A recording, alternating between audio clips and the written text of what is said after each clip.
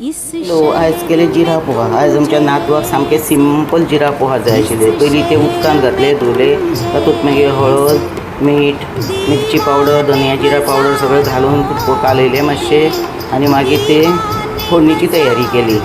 फोडणीक फक्त एक चमचो तेल, जिरें, हिंग घातलो आनी मागीर तातूंत भितर एक मिरची अशीच हें करून घातली, काडपाक बरी पडटली म्हणून, आनी करीपत्ता.